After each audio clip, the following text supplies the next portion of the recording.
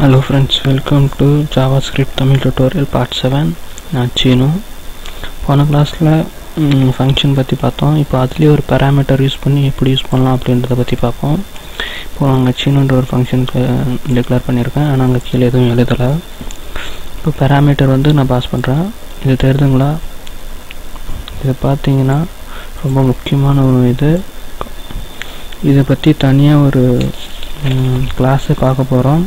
அது பார்த்திங்கன்னா கன்ஸ்ட்ரக்டர் அப்படின்றது தான் அது என்ன எதுக்காக யூஸ் பண்ணுறதுன்றது லாஸ்ட்டில் பார்ப்போம். இப்போது இங்கே ஒரு பேராமீட்டர் டிக்ளேர் பண்ணுறேன், கே அப்படின்னு ஒரு பேராமீட்டர் டிக்ளேர் பண்ணுறேன். கீழே ஃபங்க்ஷனில் ஒரு அலாட் மாதிரி கொடுக்குறேன். அலாட் அப்படின்னு கொடுத்துட்டு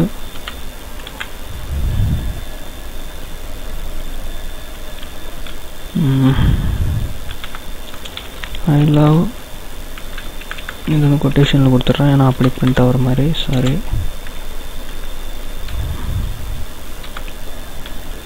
இப்போ வந்து ப்ளஸ் கொடுத்துட்டு நான் அதே யூஸ் பண்ண போகிறேன். அந்த பேராமீட்டர் கால் பண்ணிடுறேன்.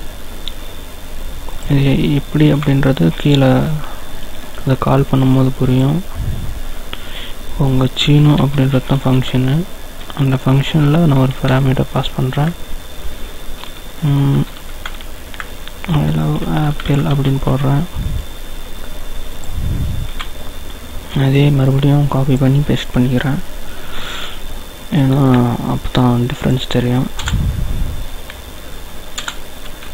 இங்கே வந்து ஆப்பிள் ஆரஞ்சு அப்படின்னு டிஃப்ரெண்ட் பேரில் எழுதுகிறேன். ORANGE அப்படின்ட்டு. உங்களுக்கு புரியலன்னா நான் எழுதிட்டு பின்னால் எக்ஸ்பிளைன் பண்ணுறேன் என்ன எதுக்காக எப்படி எழுதுறேன்ட்டு. இப்போ பார்த்தோன்னா இங்கே சீனுன்றது ஃபங்க்ஷன், நம்மளாவே க்ரியேட் பண்ண ஃபங்க்ஷன். இந்த கேன்றது பேராமீட்டர். அந்த பேராமீட்டர் மட்டும் நாங்கள் கால் பண்ணியிருக்கேன். இப்போ நம்ம ஒவ்வொரு டைமும் இந்த ப்ரோக்ராமை ரன் பண்ணுறோம்னு வச்சுக்கோங்களேன். அப்போது சாரி, இதை ஸ்கிரிப்டுக்குள்ளார எழுதணும், அதை மறந்துட்டேன்.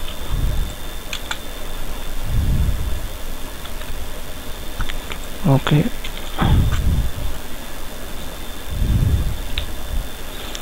இப்போ பார்த்தீங்கன்னா நான் இந்த ஃபங்க்ஷனை கால் பண்ணும்போது ஐ லவ் அப்படின்றது வரும்.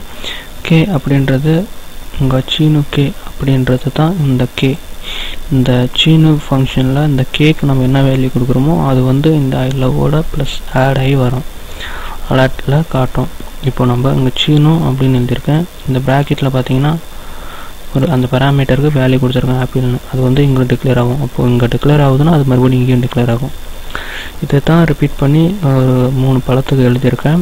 அது அவுட்புட் பார்க்கும்போது உங்களுக்கு தெரியுதுங்களா? இப்போது ஐ லவ் ஆப்பிள் அப்படின்னு, அதாவது ஃபஸ்ட் இது வந்திருக்கு. பார்த்தீங்கன்னா செகண்ட் இது ஐ லவ் ஆரஞ்சு அப்படின்னு வந்திருக்கு. பார்த்தீங்கன்னா தேர்டு ஐ லவ் பனானா அப்படின்னு வந்திருக்கு. தெரியுதுங்களா? ஓகே கொடுத்தோன்னா போயிடுச்சு. நம்ம எத்தனை வேணுனாலும் அது மாதிரி எழுதிக்கலாம். இப்போது உங்களுக்கு புரியணுன்றதுக்காக வேறு லெட்டர்ஸ் கூட நான் எழுதி காட்டுறேன் பாருங்கள். இப்போ பனானா வேணால் ஃபஸ்ட்டே எடுத்து காட்டுறேன். ஆப்பிளுக்கு பதிலாக இந்தியா அப்படின்னு எழுதி காட்டுறேன். சேவ் பண்ணிட்டு ப்ரௌசரை டிஸ்பிளே பண்ணுறேன் பாருங்கள்.